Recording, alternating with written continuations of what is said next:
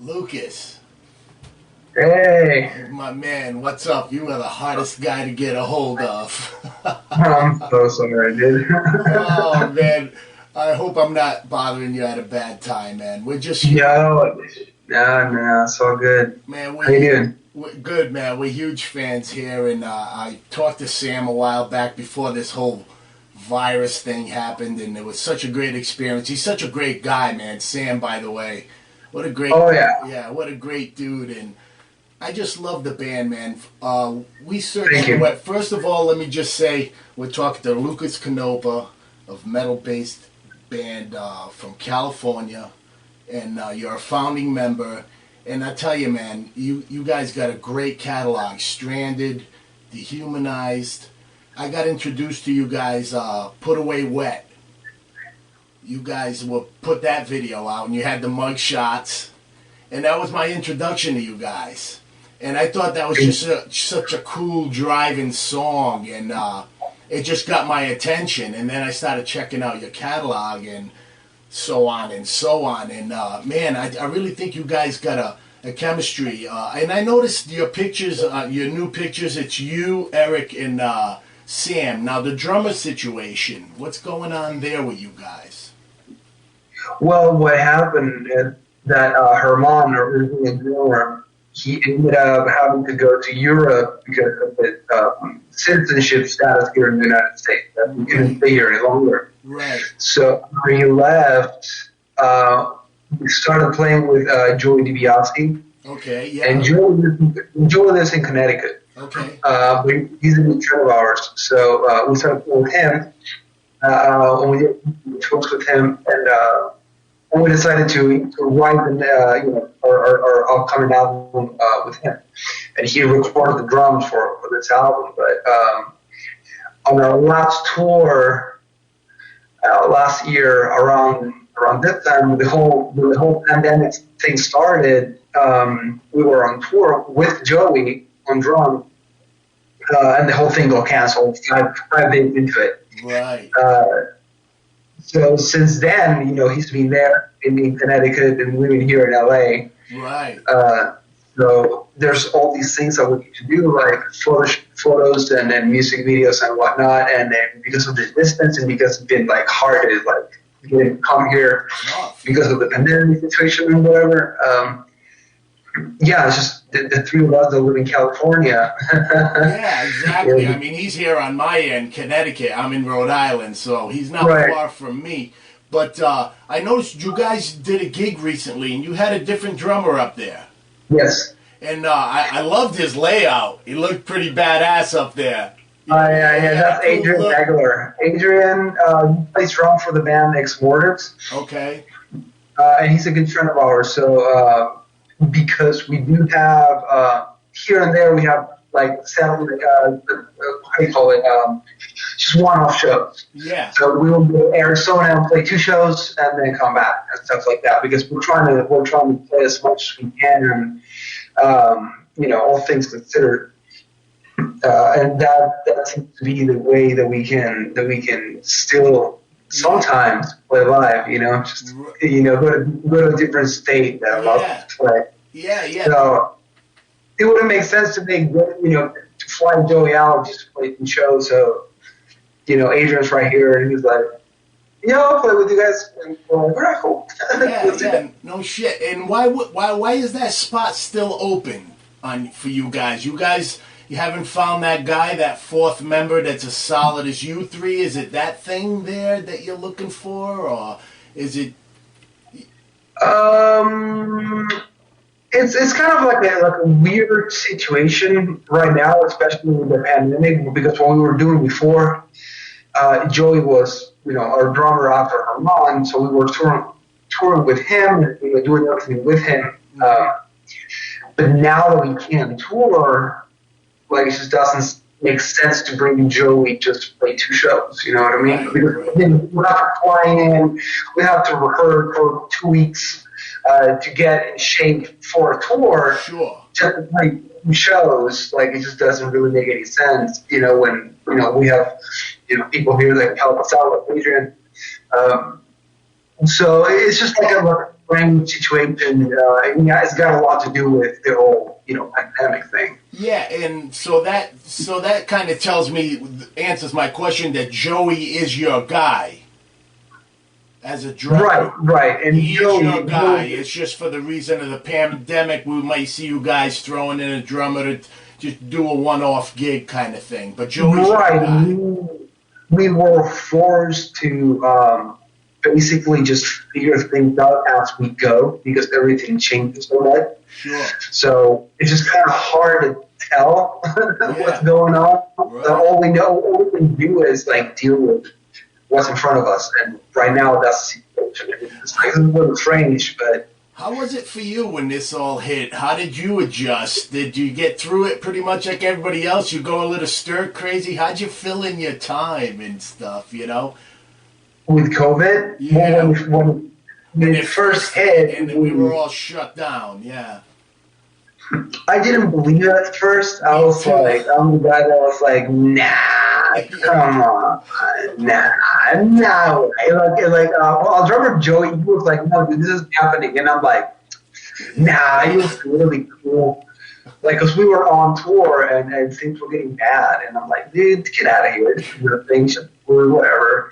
And then when we were in San Antonio, we were watching the news and every single city that we were going to play started shutting down completely. Wow. And that's when I was like, oh man, this is really happening. This is nuts. Yeah. But I guess I didn't want to believe it at first. Who did, right? I mean, it was kind of crazy, and a lot of crazy stuff happened during this. Like, we had a big convention center here that they set up as a makeshift hospital with 1,000 beds, and it never got used. And they're talking about hospital overflows, and there ain't enough beds, and we got a convention center here that never got used, and that never gets talked about. And it was just, I don't know, sensationalism a little bit with it, Oh, yeah. I thought so, too. I thought it was a big, overreaction to something that not... I mean, I guess a big deal, but not as bad as it actually is. But I feel like with media and the news and whatnot, that's always the case. They have, whatever they're talking about, they want to make it a big deal, so people feel they're watching something that's relevant, something that's important. Do you feel it comes down to government wanting to control fear, like the great fear rising, so to speak, quote unquote? A little bit. There's a little bit of that. I feel like it's not like a lot of people think that this was all, planned. I don't think so. I think it happened, then people kind of weaponized it, to further their own agenda. Absolutely. Because it's human nature, people are going to naturally do that, especially people who are hungry for power. They're going to do that, of course. They're going to use any resource available to further their agenda. It's the way it is. It is. And I feel like they're arguing that and they're taking us all hostage. Yeah, absolutely. I agree with you totally, my friend. It gives you a lot to write about, huh? Yeah, and it's kind of interesting because when we were writing this album, and to answer your question, we were asking how did we feel about our time? When we came back from tour, we just focused on writing the album because not writing, recording the album. It was already written.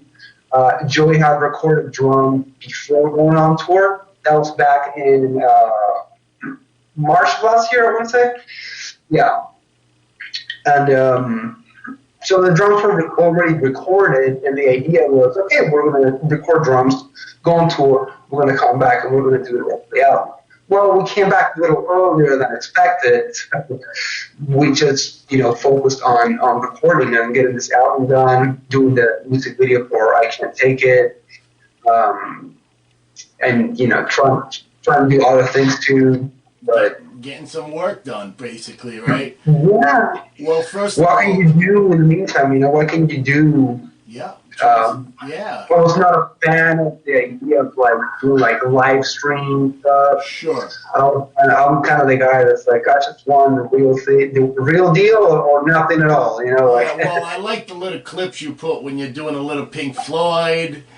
You know, I mean, you had great feel on some of that Pink Floyd stuff. I like when you put those little guitar parts when you're just sitting there jamming at home. You do, yeah. That's fun. That's fun, but different. You know, Yeah, that's different.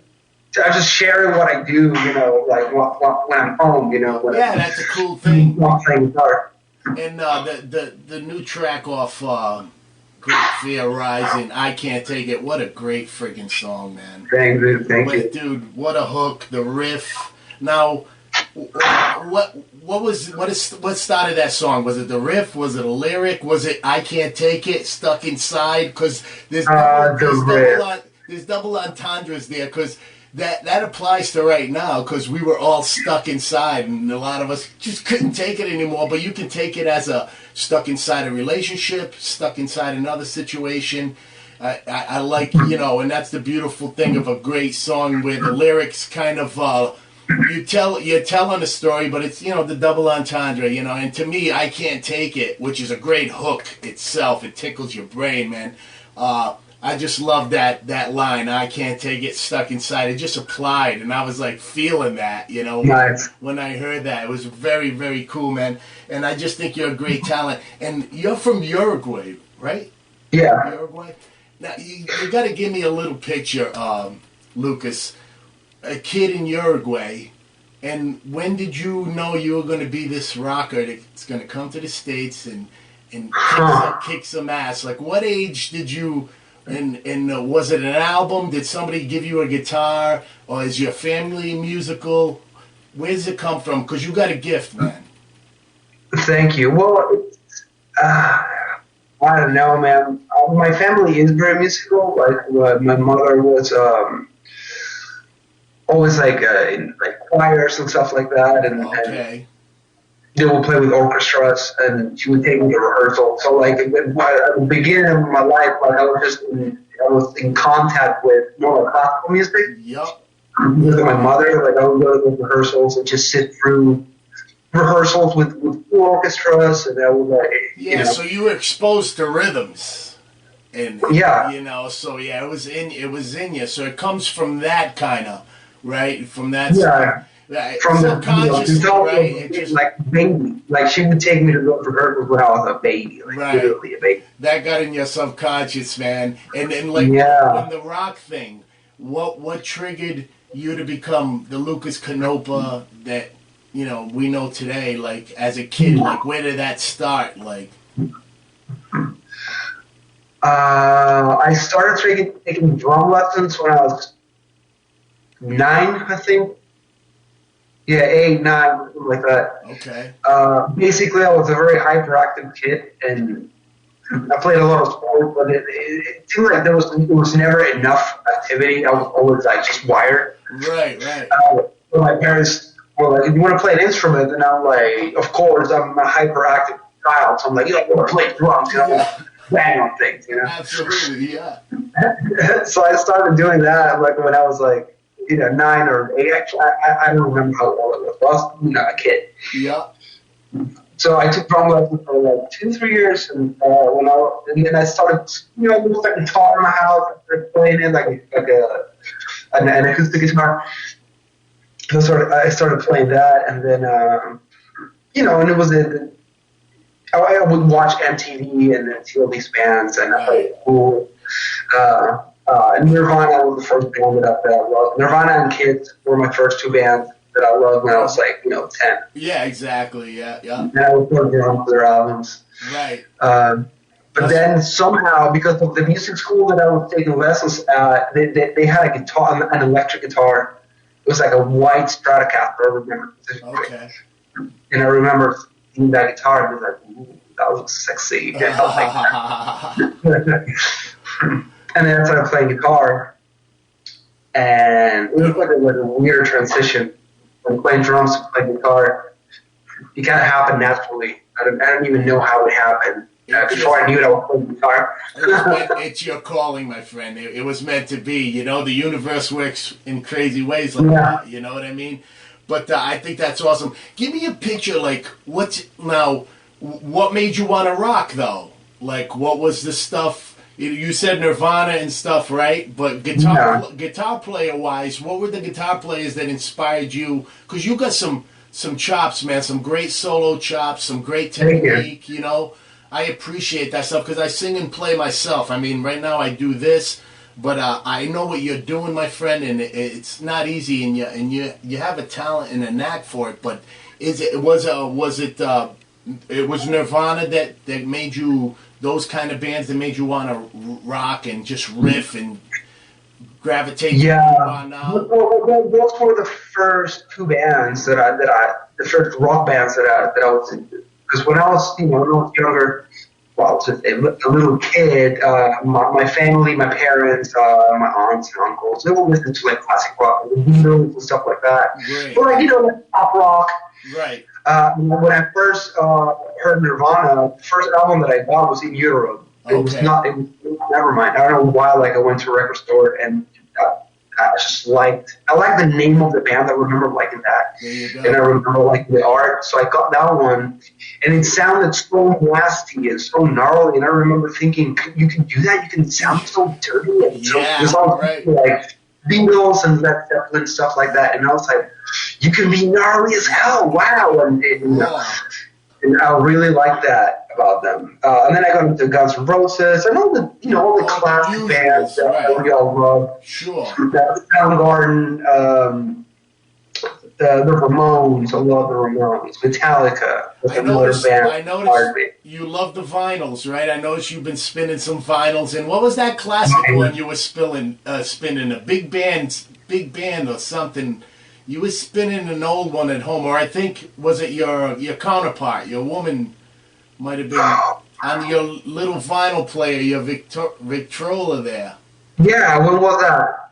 You were doing some Van Halen 2, which is one of my favorites, and you said Fair Warning was the best album.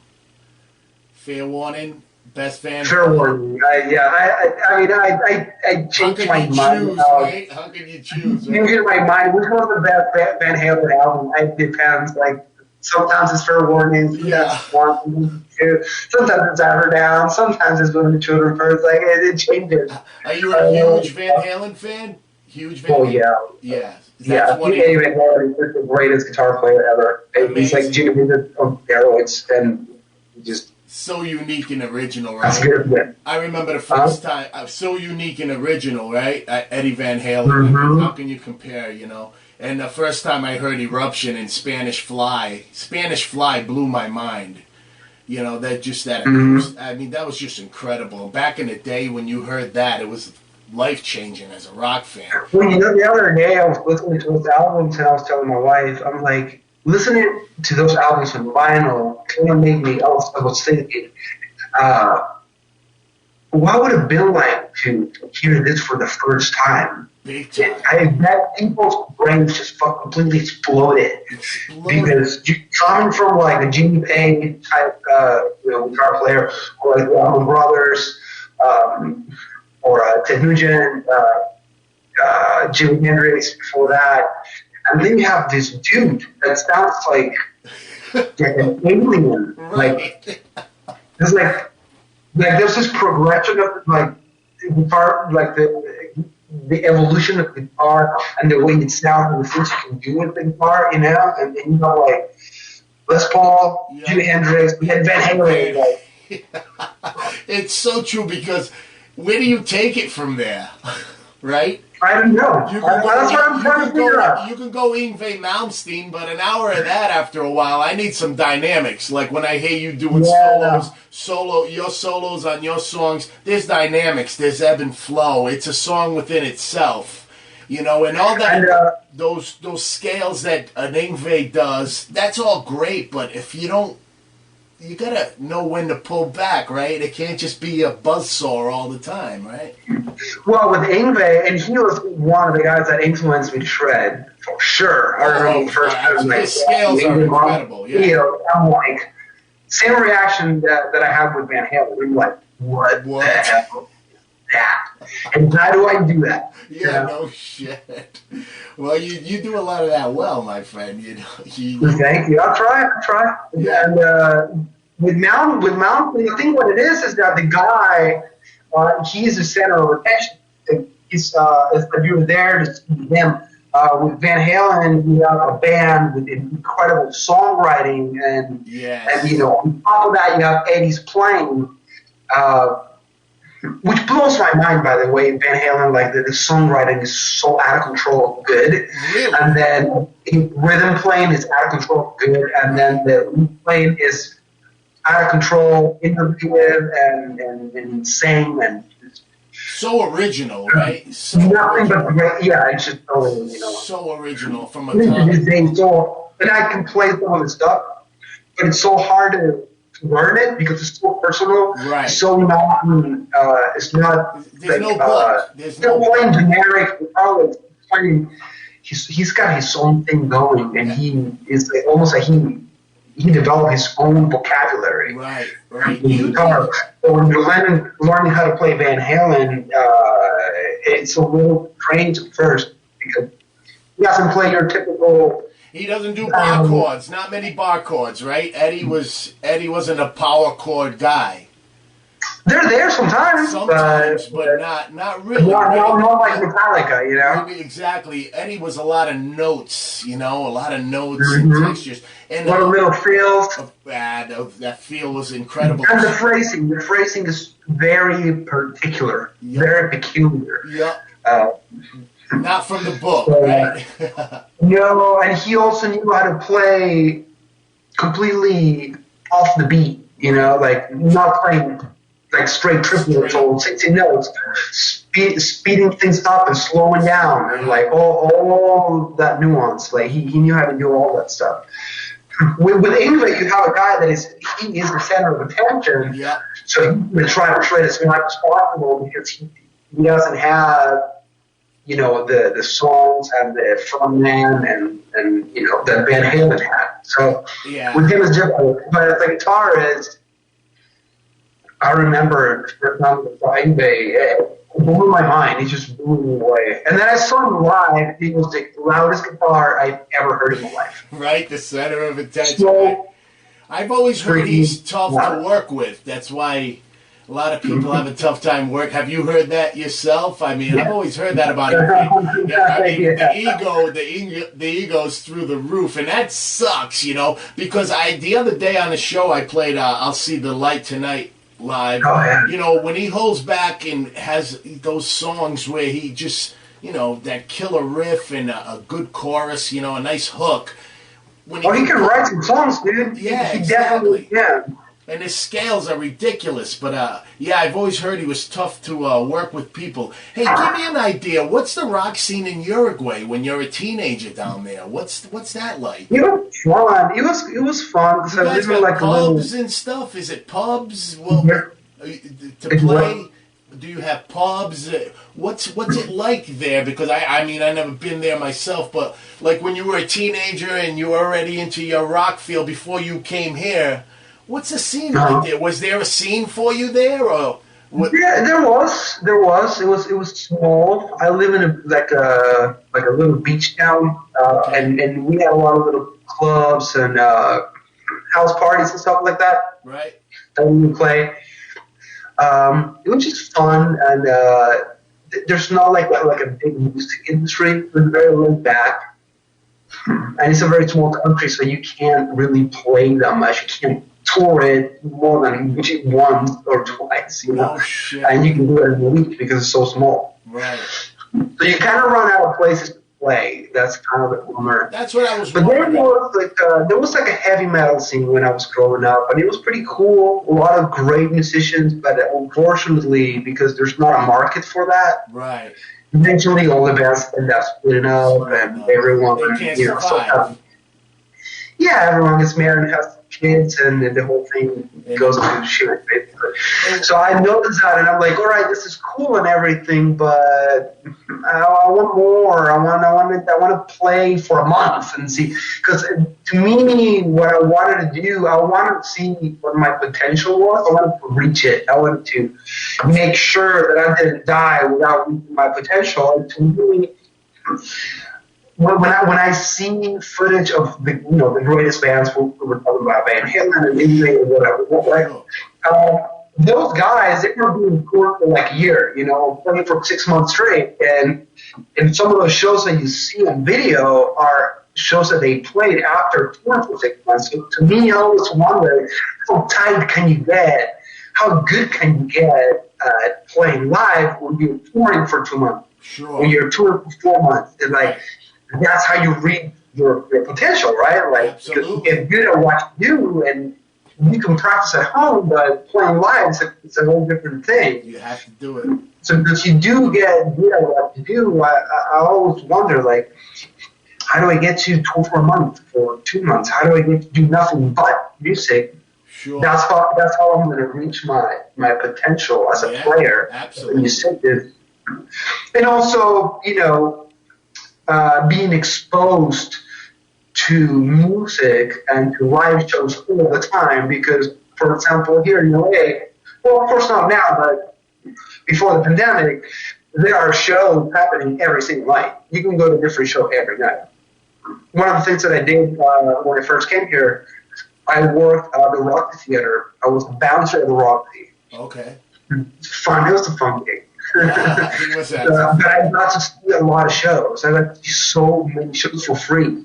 Because when you're a bouncer, what you're basically doing, you're just standing there and nothing happens. 99% of the time, until something terrible happens. So it's kind of a weird job like that. You're just chilling, and all of a sudden, it's hell. No. But I got to see a lot of shows, so that was another thing. I want to be somewhere where I can be exposed to and absorb music, sure, and be able to play as much as I want or as much as I can. Right. That's why I knew at some point in my 20s, I'm like, I'm gonna have to go somewhere else. No shit, man. And you went to LA, right? Yeah. And what's the history with you and Herman? You guys buddies from back in the day? Was he one of your best buddies? Because you guys came here together. So he's one of your brothers there, right? Absolutely. I met him when I was 15. It was 17, I think. We were playing at a high school show. And he had a prog metal band, so they were like very proggy, very technical. Kind of crazy, to be honest. Like, they were 17-year-olds playing Dream Theater songs and Ingrid Malmsteen songs. Wow. And I was in a rock band. I was more like I'm also not a nerd, I like Jimi Hendrix. I like stuff like that. I was more like the rock dude, not so much a technical guy. Right. But I remember seeing her mom's band play and be like, whoa, god damn, you can do all that. But that inspired me to get better too. That inspired me. Their guitar player was fantastic, and he was playing things that I could not play. And I remember thinking, I gotta get my shit together. I gotta practice more. That's awesome. But we kept playing together. We kept playing shows with his band, and eventually their guitar player quit. And then I joined that band, and it was like straight up prog, like instrumental. No shit. Crazy stuff. Wow. Yeah. So Herman and I were playing prog metal, like instrumental prog metal, when we were like 20. And then we started a rock band, and we came here with that band. We went to the reason we came here because we went to NAMM. We thought it would be fun. To just come to NAMM, and then, we thought, we're going to stay in LA for as long as we can and see what happens. And then one thing led to another. We ended up just staying. We liked it. And we're like, this is cool. Let's just stay here. Cool. And then when you got here, you and Eric, the co-founders of Void Vator? Yes. Yeah, so you guys are co-founders. I love the name, by the way, and Sam told me how you got the name. It was, you were living in Chinatown or somewhere? In Korea. Yeah, ridiculous. And the elevator sucked, right? It's that simple. I think it's funny because like people, I feel like people. It's a great name, man. It's a great name. Like a deeper meaning behind the name. I really kind of dumb.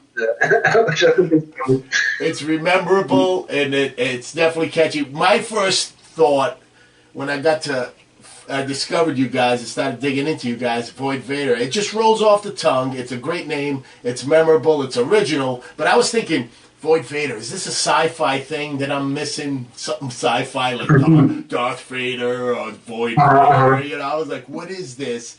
And then when he told me that, it's just fucking hilarious. But it's a great name. It really is a great name, and we scream it out all the time, man. But you came here, and what was your deal on meeting Eric? So the way that happened, a lot of coincidences. At the time, Herman and I were not playing together because the band that we were with split up. And I was like, okay, I got to play with someone. I got to do something. I started playing with this drummer, a bass player. We were in this. It was like a weird dynamic. I was playing with those guys. I just needed to play with someone, and we had this band with meth head dude. It was a mess. It was a total mess. And then that guy, the lead singer of that band, it was a total mess. That guy, I don't know if he's still alive, to be honest. And we were, eventually that guy got kicked out of the band for, insane drug use, basically. And our drummer at the time, his name was Joe, he was like, why don't you sing? And I'm like, I don't know, man. I used to sing in the band. I kind of like playing guitar. I don't want to be bothered, with this like singing thing. Right. He was like, no, man, I heard you sing. You got it, man. And I'm like, all right, whatever. Okay, so I started singing, and then one day, that drummer Joe was like, hey, a friend of mine, Eric, is going to come and jam with us a little bit. And apparently Eric dated his sister at some point, and that's how they knew each other. All right. Eric has told me before that day, he was thinking about not going. He was like, I don't know if I want to go. Like, jam session with a bunch of randos. And then he thought, you know what? Let's give it a shot. And then that's all Eric basically at a jam session. And I remember, we were exchanging licks, jamming, and I'm like, oh, this guy can really play. Yeah, man. And same thing with him. We looked at each other like, yeah. Yeah, that's great. So you guys felt the chemistry right away. You knew. Yeah, hey, right away. Yeah. Right away. We're like, yeah, we speak the same language. That's awesome. Because he's got a great history too, right? I mean, he's rocked for. Well, from Detroit? Did he come from Detroit? Was it Detroit Eric came from? Yeah, I think Eric was living in Detroit, so he's got a big before coming to LA to play in White Wizard. Yeah, we've played some R&R. He played bass and sung he did that track for R&R. I thought that was great hearing him growl on that track and play that bass. That album they recorded, that was a band that was really good. I saw them live a bunch of times and I really liked them. They wrote one album, and it's fantastic. It's a great fucking album. No shit. I think I always tell Eric, I'm like, Eric, that album you got put together is fucking great. It's such a shame that you didn't keep that going. That was a great band. That was really good. I love that band. I thought they were awesome. What was the first thing you and Eric wrote for Void Vator? Yeah, Jesus Christ. At the beginning, especially at that time, I was writing old songs. Okay. Eric was, he was just experimenting, and I would bring ideas. I can't remember what the first song was, to be honest. And it's definitely not in one of our EPs or albums. Okay, it's not. So it's just some riff. Sam told me you got a hard drive full of riffs and ideas, and you just always laying them down. And he comes into rehearsal, and you and Eric got like 3 songs you wrote and throw at him, and he's like, "Holy mackerel!" You guys are very prolific that way. You just get, you guys always recording when you're jamming. Always got the recorders on. Yeah, we do that a lot. We used to do that a lot. A lot of spontaneous ideas. Yeah, the moments of brilliance, right? The moments of brilliance, you got to catch them, because how many riffs have you lost, or how many melodies have you lost in your head that you're walking down the street going, "Wow, that's a great hook for a chorus," and by the time you get home, you forgot it, right? It's like a mouse running in the house. You got to step on the tail as soon as you see it, and it's gone. It's gone. It's absolutely true, man. It's absolutely true. I wanted to ask you about whatchamacallit, the videos you guys do, Until It's Gone, and then you got I got No Return, and all the 4 videos, and now I Can't Take It. Same people doing all those videos? No. The first 3 videos, Time Will Come, Until It's Gone, and No Return, those 3 videos were directed and edited by her mom's now wife, Natalie. Okay. She went to Santa Monica Film School, and at the time, she, you know how that goes. Like, they need to have their like portfolio of things they've done. So they was like, "Hey guys, I'm just gonna do a music video so I could have something to show," you know. Yeah. And that's how those videos came about. And then for Stranded, we didn't do any music videos because at the time, her mom was already in this situation where he was actually having to go back and forth to England and the United States to be able to do a deal tour. So his wife was there, and she was her videographer at the time. Okay. So we didn't have anyone to do with. And we were touring a lot of Australia, so we didn't have time to do any music videos. Okay. It would have been cool, but it just didn't happen. Yeah, no. And then for the last video, I Can't Take It, that one was directed, I want to say, kind of by Eric. Eric had a lot to do with it. Like, the whole idea behind the video is Eric's idea, and he had a lot to do with the planning of that music video. So we brought Chris Harnaway, who's an old friend of Eric's from Detroit. We flew him here to LA, and he's the one that filmed it and edited it and did all the work. Cool, man, because you guys do a great job. They're great videos, man. It's a great promotion tool for the band, and I think it really, they don't hurt the songs, man. You know, they're all very good. Yeah, and individual in their own ways. Hey, I meant to ask Sam, Dad, explain that to me. I never asked him where that comes from. I got my little bundle list. I'm going to order some stuff from you guys, and I'm going to get my Dad mask. You guys are diversifying. I saw the masks. Do you got the nunchucks yet? Because Sam said you were getting good at nunchucks, and you guys were going to have Void Vator nunchucks. Well, that's another thing that I did in the pandemic. I got really good with nunchucks. You seem like the type of guy who just could just grab onto something, because I see you dropping 3-pointers at the court, too, a year ago. I'm like, look at this guy just dropping threes. It seems like if you get a little practice at something, you're going to nail it, you know. Yeah. With basketball, that was my sport growing up. I played it my whole life. Oh, okay. So you got the 3-point. I just never shared that aspect, but I grew up playing basketball. My grandfather was professional basketball player. Oh, no kidding.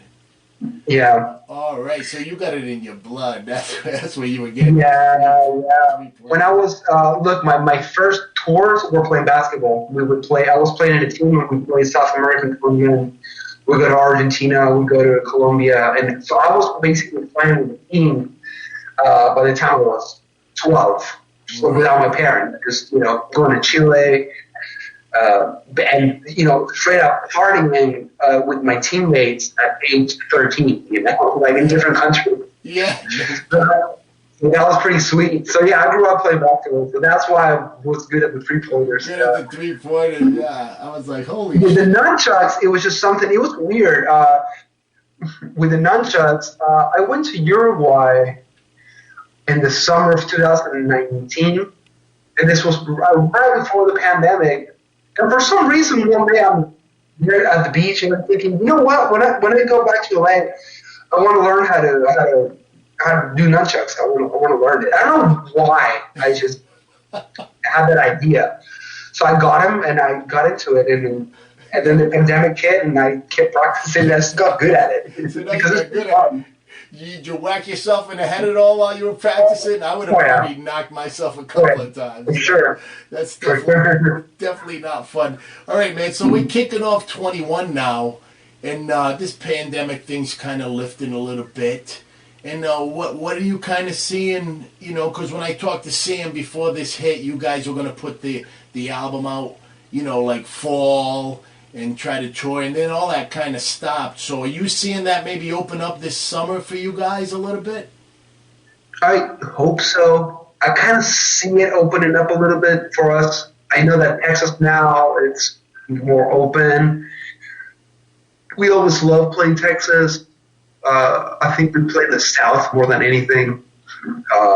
We've been playing shows in Arizona. Okay. So the way it's looking, I feel like sooner than later we'll start playing the South a little bit. Right. I don't know how. I don't know for how long. I don't know how we're going to pull it off. But I'm just kind of sick of, like doing just like 2 shows in a month. It's like, come on, man. I need more. Yeah. I need to play more. I need to get out. I need to do what I do. Like, yeah. So, and we were one of the first bands, at least in California, to start playing again. Really? Yeah. No one's doing anything. No kidding. I swear to God, no one's doing anything. Everyone's staying put. When they would play our first show, we played. Are you guys the only ones on the bill when you're playing? Was that? Like some of the recent shows you said you've done where nobody's doing anything. Are you guys the only band on the bill, or is there another band in there maybe? No, I'm saying in California, because we play in Arizona. That's the only state that basically allowed us to play. Wow. But even then, it's like a little difficult to get bands to play. But we've been able to find good treatment bands actually that want to play. Treatment bands have stepped up and they just want it off. Really awesome. All right, let's go. Yeah. Whoever's down, we'll play with. Yeah, make a bill out of it. But we started. I think in November of 2020. That's when we played Arizona. After not playing for like 6 months or something. Wow. No one was doing no one was playing shows at all. Bands from California were not playing. I think we're one of the few bands. Yeah. We were joking. We were saying we're the only band in America that played the show. Void Vator and the Cockroaches are the only ones out. Yeah. You know what I mean? Yeah. Everyone was afraid of the Rona, and. It's not like I don't take it so much seriously, but it's like, But yeah, you can't let it. I take risks every day doing different things. I just can't let that stop me. I gotta keep going. I'm sorry. I gotta keep going. That's what I'm here for. I'm gonna die someday. I gotta do my thing, Yeah, you gotta live your life. You can't let it get the best of you. The insanity out there will fucking absolutely make you crazy. But I wanted to ask you, a song like Monster, where did that title come from for you? Is that... That's a very interesting question, and here's why. So let me tell you a little bit about the writing process. It was for each album, it worked a little differently. So for example, for the first EP, I wrote all of those songs. Okay. So I just wrote them, for all of them. Now for Stranded, I wrote most of the songs, but it was a little more. It was more collaboration, more back and forth between the bandmates. More like, let's change this, let's change that. Gotcha. So I would bring the ideas, and then between Eric, Sam, Herman, and I, we would like mold the songs. Sure. Let's not bring like rough ideas. Like I'm like, I have these riffs, and I want to put them together, and we would put them together like that. Right. And then for Monster, I had that song written. It had all the parts except there's two sections of the song that Eric wrote. One that Eric wrote and another one that Sam wrote. Okay. Well, for the most part, I had this written, but I could not write lyrics to it. I don't know why. It was something about the music that I liked the music, but it didn't inspire me to write anything. Like I'm stuck. Did you have I like the song. No. I like the song. I like the way it sounds. I love the melody idea that I have in my head, but I cannot. I was like, Eric, help. So I was like, can you write the lyrics? And he's like, yeah, I'll write them. You know the lyrics and the the title. Oh, that's great, though. That's a great collaboration. The way you guys can melt together like that, and that's so important because you guys. I told Sam this. We got a few bands on the show that we really scream for since we've been doing it. We've been around maybe as long as you guys, maybe about 7 years, and I surf all week, and that's what I do. Just look for music and listen, and bands send stuff to maxcaz@rocketmail.com. But you guys write songs, and there's one other band on the show from Milwaukee that we really enjoy is Conniption. They're like you guys, the whole catalog. You're not hearing just a single. That's why when I went through all your songs, I told Sam, I said, man, the important thing is that you guys are writing songs, You're writing songs. That is the goal. Yeah, you're writing songs. We're always so focused on that, on the songs being good songs, and not the song being an excuse for us to play. Yes, absolutely. Then we want that kind of band where the song is just an excuse to play a certain style or to fit into a certain genre. Absolutely. I'm writing a song, and it is going to be what it's going to be. Yeah. That's why if you listen to Stranded, is it metal? I don't know. I don't think so. No, there's all kinds of elements. There's all kinds of elements, but it has enough edge. But you can't say it's heavy metal. It's and that's the great stuff. There's a little bit of punk rock in there. There's Absolutely. a little bit of heavy metal. There's a little bit of blues in the guitar playing. Absolutely. I hear Thin Lizzy when you guys are dueling guitars, you and Eric. Some Thin Lizzy in there. But I wanted to ask you, another element I hear of a very prolific guy in this music industry, which you probably like, is I hear a little bit of Dave Grohl, a little Foo Fighters in certain parts of your songs. Like a Put Away Wet. I could see Dave Grohl and the Foo Fighters playing that.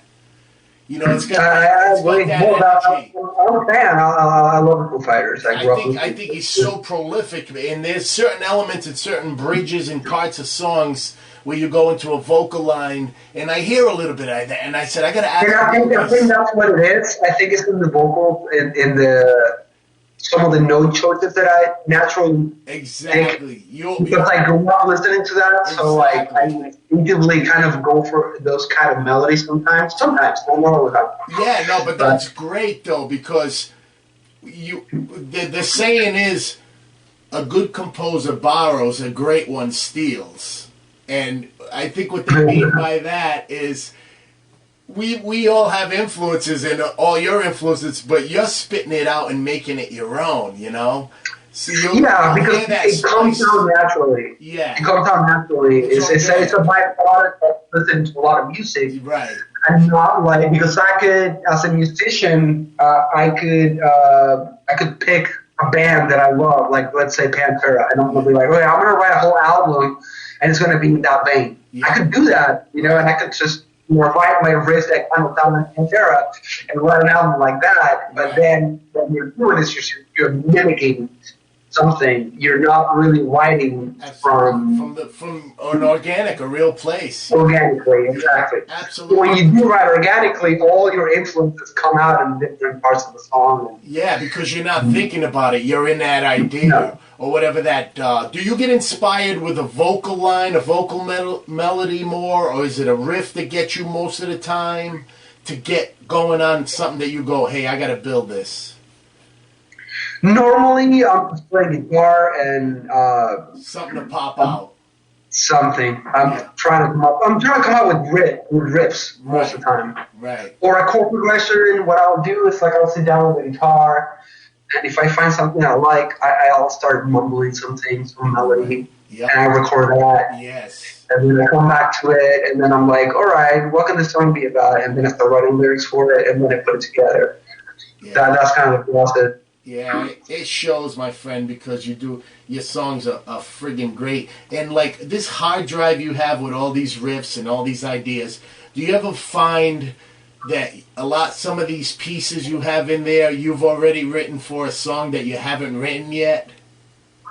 Like, what do you mean? Like you might have a song where you're missing a bridge or something, or a part in there, and you go to that hard drive, and you might find something you wrote 2 years before that you go. No, I don't think that ever happened. No, I don't think that ever happened. I think that the ideas that I have in the band are ideas that I go through the ideas every once in a while, and it's sometimes I go, you know what, that is actually not that great. You know what I mean? Like I feel like it was good when I wrote it. And I'm like, now that I listen to it 5 months after the fact, it's actually not as good as I thought it would be. There's nothing special about it, and I erase it. And you erase sometimes, oh yeah, straight up.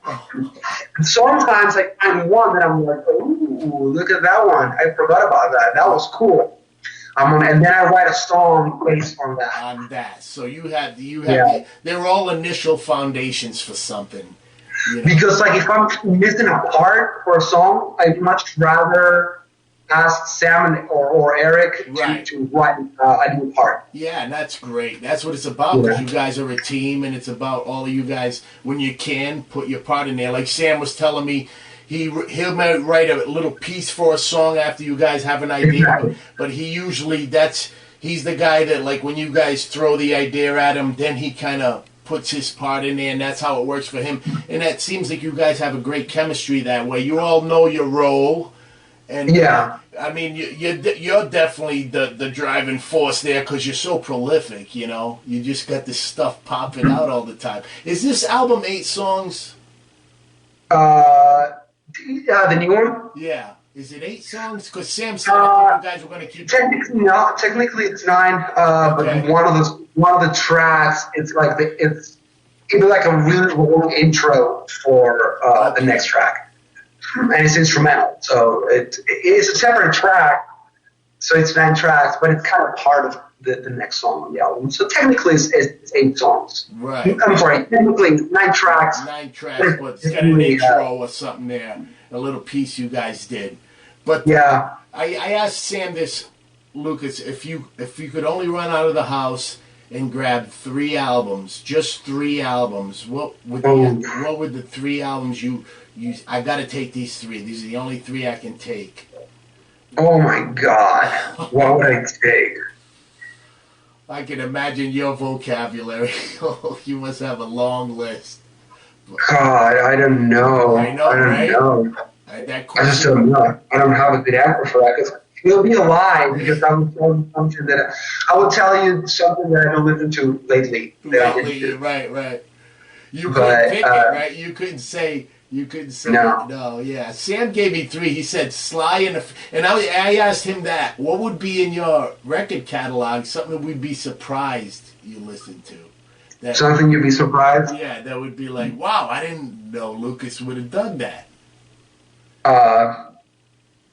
The Pixies.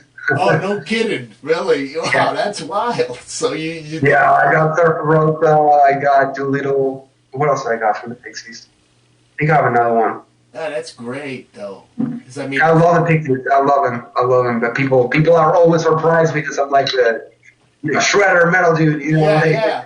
But that's where you get your dynamics from, all those different elements. It'd be boring to just listen to one thing. You know, it's good. Yeah. I mean, I can't be the guy that listens to metal, plays metal, and nothing else. Yeah.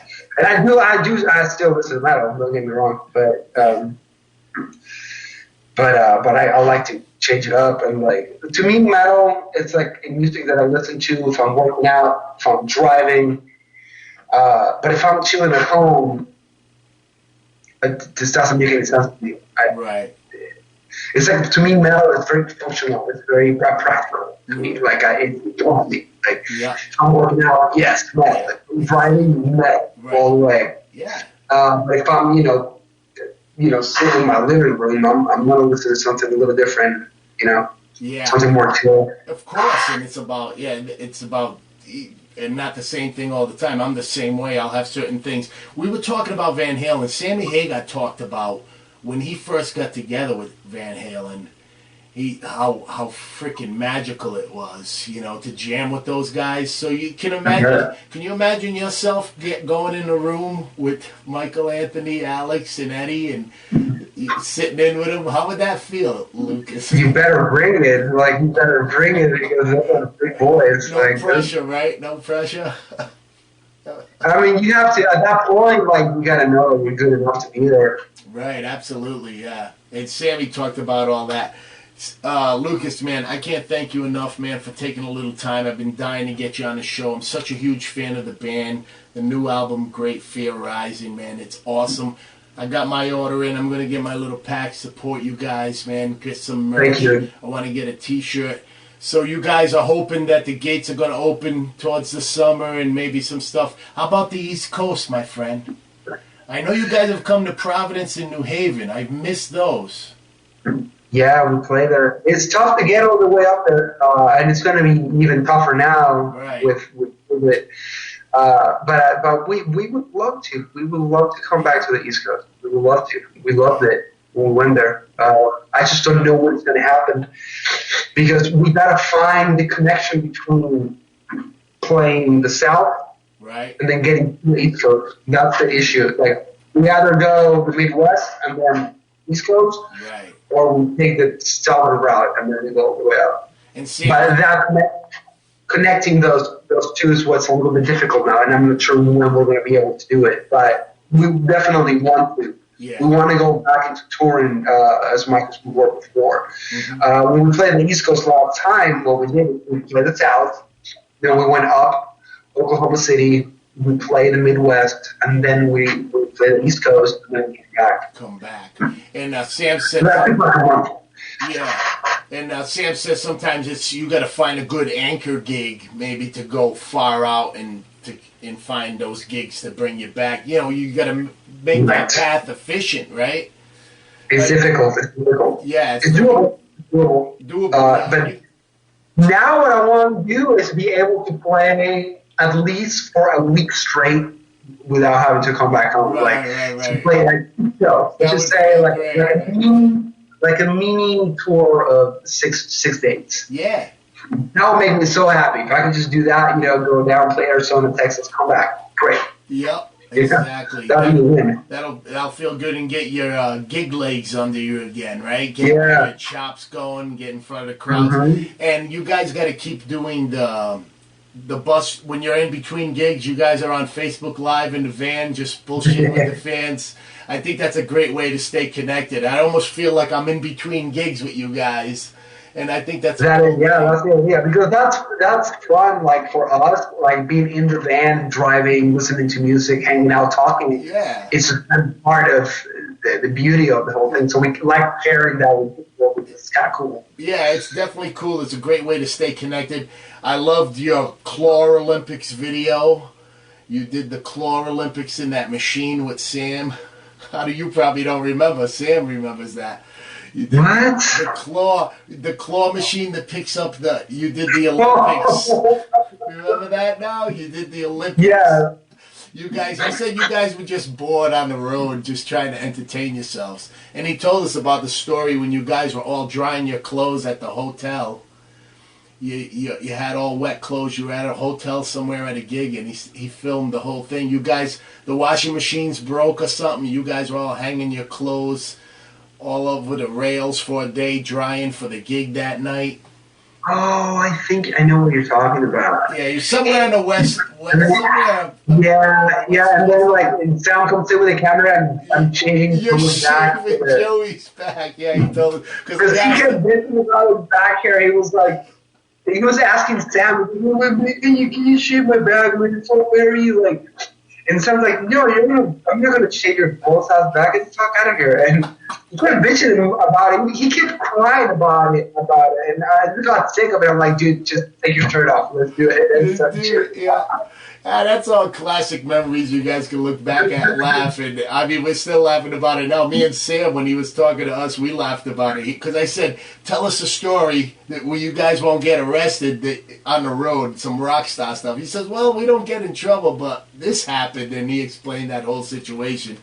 Lucas, I can't thank you enough, my man, for taking. No, it's my pleasure, man. Thank you so much. And I appreciate it, and I hope down the line we can get you guys in the room. I wanted to do this video thing to get by a profile picture because I see you guys in video, we talk, we text, but I wanted to get to know the guy a little bit because I'm such a huge fan and I'm rooting for you guys, man. I hope you guys get too big to talk to us someday. You know? No, that's never gonna be a thing. I hope not, man, because we're huge fans. So Great Fear Rising, the new album, my friend, and we'll be listening, we'll be watching, man, and let's stay in touch somehow as friends and lifers in this hard rock and metal world. Absolutely, man. Thank you so much for having me. No, it's my pleasure, man. Thank you. We'll talk. Thanks. Man. Later.